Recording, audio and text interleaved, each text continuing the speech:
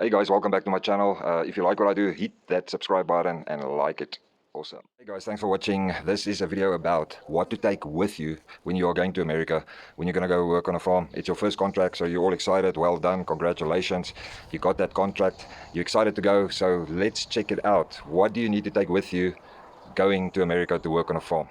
Guys, we're going to look at everything that you need to pack, what you can take with you, what you can't maybe take with you, and it's going to be an awesome video. I'm excited to share all the information with you. I just want to say a big shout out to our sponsor, rewardyourself.shop. So when you're in America and you want to reward yourself, go and check it out, rewardyourself.shop. Guys, another thing that's really important, you just have to make sure from your agent or make sure from the farmer if you're going to need a vaccination.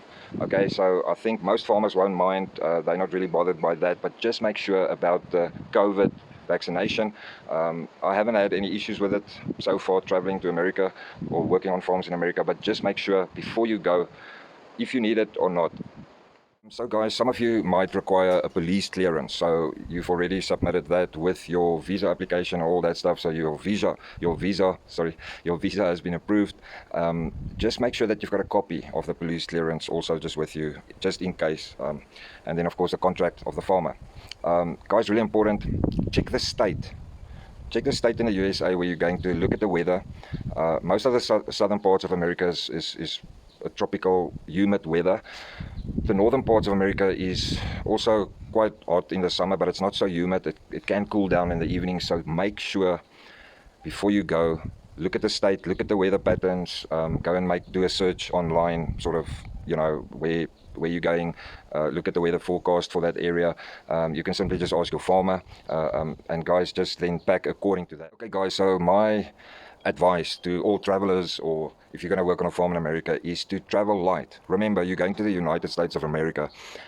Anything and everything that your heart desire, you can purchase it at Walmart or at the local store dealer, or whatever the case may be. So my suggestion is pack a week's clothing. Make sure you've got enough undies, socks, t-shirts, pants, maybe 2 pair of jeans. But guys, my advice, travel light. You can get everything that you need there. Okay, so don't pack 2 or 3 suitcases, and maybe the airlines will charge you more for more luggage or whatever the case may be. And just make sure from your airline how many bags you can take as well. So my advice, and what I always do, travel light. Okay guys, another important thing is your money. How much money do you have to take with you? My suggestion is, if you have about $200 with you, depending on where you're going to and how long your flights and all that is going to be, carry maybe between $150 to $200 on you, if that's possible. If not, just open up your bank card. Go to your local bank or wherever your account is and sort of just ask them to open up your card for international travel. Most airports is cash free, so it is difficult sometimes to buy stuff at airports with cash. So just make sure that your bank card is open before you leave. I think some banks allow that you can open up your app and you can sort of change settings there, but just make sure that you've got money when you travel. And then it's really important, so you're probably not going to get money that first week.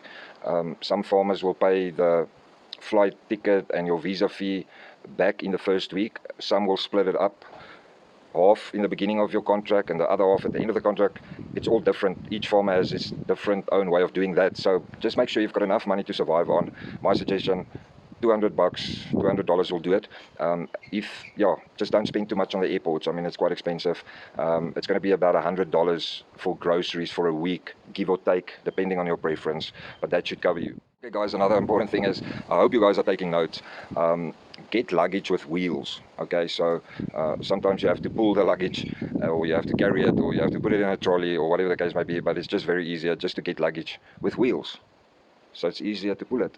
Okay guys, and it's really important just to mark with a small ribbon or something that you tie on your suitcases or your luggage, so that you can immediately identify it. Because remember, you're traveling in Boeings or 747 sort of size aeroplanes, and you know, when you get off the airport and you have to get your luggage, I mean, there's so many people and there's so much luggage coming out, and there's a lot of times people have got the same suitcases. So tie a little ribbon on your handle, or put a sticker on your handle, or whatever the case may be, so that you can just immediately identify your luggage.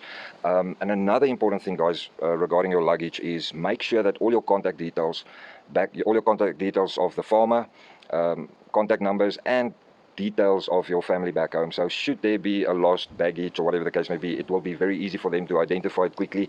When you go to baggage or lost baggage claims, they can easily identify your suitcase. So it's just a small little thing that you print with all your details on it, the farmer's details, your spouse's details, whatever the case may be, and sort of put it on the suitcase somewhere where it's noticeable. Okay, so guys, let's talk about medication. What can you take with you, guys? I just take something for headaches, something for tummy aches, something for sinus, something for joints, muscle relaxers. Maybe if you're struggling to sleep, maybe a small little, something that can relax you. If you are on medication or chronic medication, just take a doctor's note with you, and you pack all your medication into a Ziploc bag, a clear Ziploc bag with the doctor's description in it. If it's chronic, okay, so don't put a doctor's subscription in for grandpa or Disprin. Okay, so really important, guys, put it in a clear bag.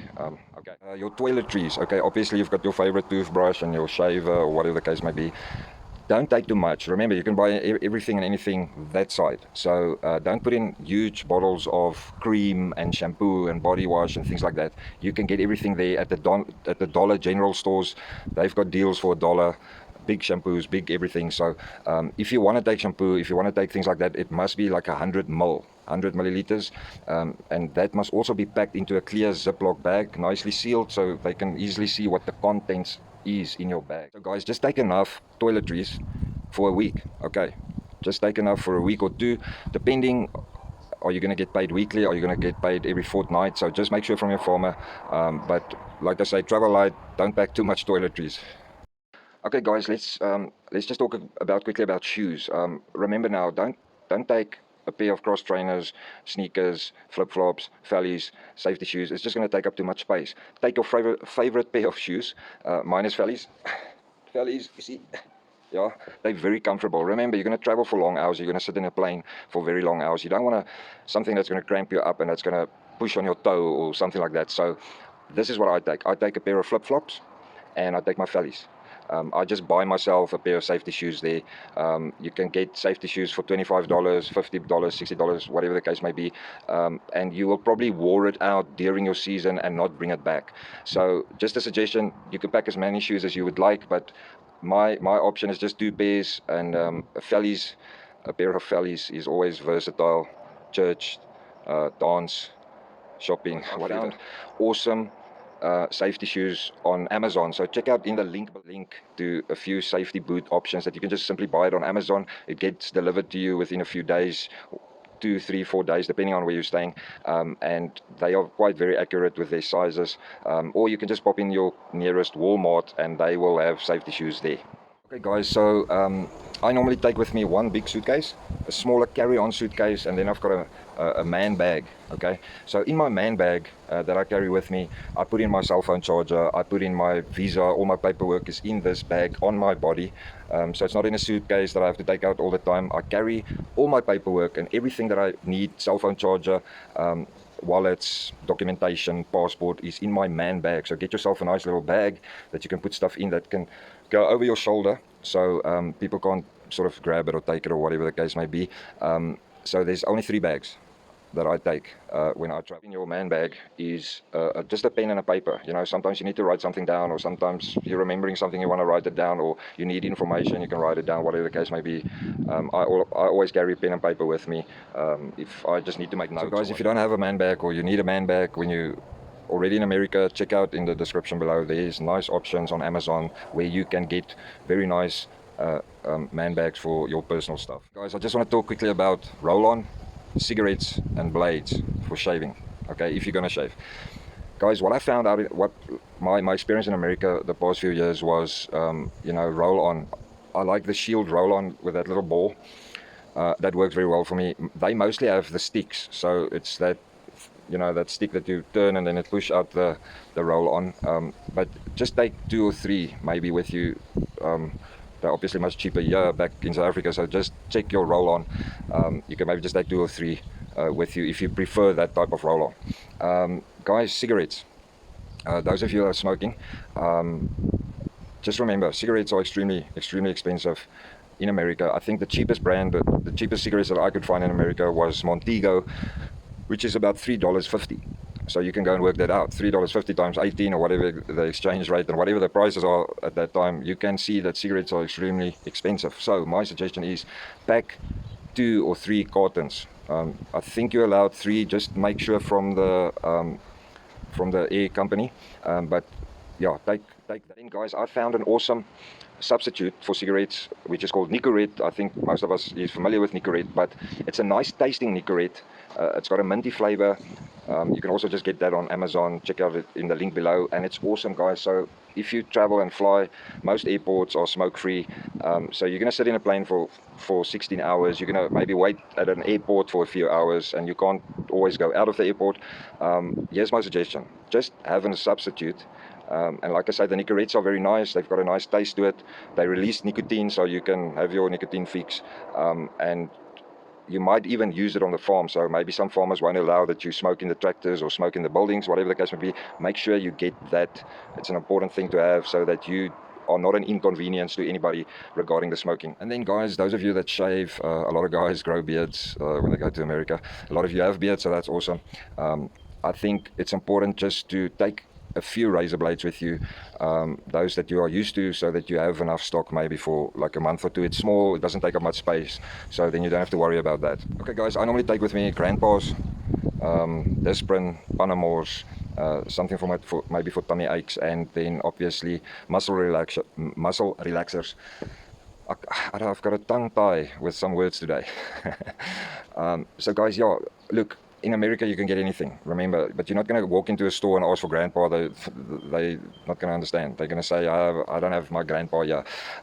But take the sort of medication or things that you are used to, that works for you. So if grandpa works for you, take that. If Disprin works for you, take that. So make sure that you've got enough for at least a few months. I mean, you can probably get all of that on Amazon, but it will be quite expensive. So make sure that you take your supplements and medication that you're probably obviously going to just need if there is a problem. So guys, here's something really important. Decide from the beginning, before you earn the dollars, how much of those dollars you're going to use a week and how much of that money you're going to send back home. So in my previous videos I've mentioned that you can just download Remitly. It's an awesome app. You connect your American bank with your South African bank or your spouse's bank or whatever the case may be, and when you send the money, it's normally immediately available within a few minutes.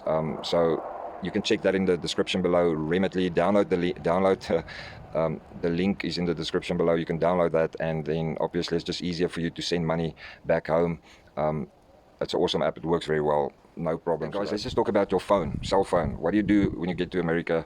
Can you use your phone? Do you need to buy a phone? So something I discovered last year was that Vodacom got a deal with AT&T in America. So you can just pop in at your local Vodacom dealer and just ask them, listen, I'm traveling. If you've got a Vodacom contract, my suggestion is don't take it with. They're going to catch you on roaming, and if you make calls or people are calling you, you are going to pay for that call. So just make sure before you leave South Africa that you just stop at your local network provider, ask them for a few options. But the best and easiest way is to just block your number maybe for that period, or just notify them that this number is not going to be in use for them about what you're doing and what you're up to. Here's my suggestion, guys. It's so much easier just to get a phone. In America, you can buy a phone at Walmart for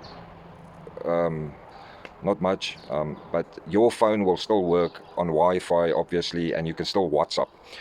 So don't stress. The airports have got Wi-Fi, so you can just connect on the Wi-Fi. You can make WhatsApp calls. Normally, some farmers will give you a cell phone. So just make sure from your farmer, are they going to provide you a cell phone, or do you need to take a cell phone with you? Chat to your service provider. It's important. They might give you some valuable advice, but you probably need to budget about $50, $60 a month for a cell phone that you purchase in America. Okay guys, just something important to remember before you buy a cell phone or before you connect to any cellular network in America. Find out from your farmer what network coverage is the best on the farm. So obviously ask them what they're using, what network will work well on the farm. So when you purchase your phone from Walmart or Amazon, whatever the case may be, just get the same network so that the farmer can get hold of you if he needs you. Okay guys, so you've traveled now, you got to the farm.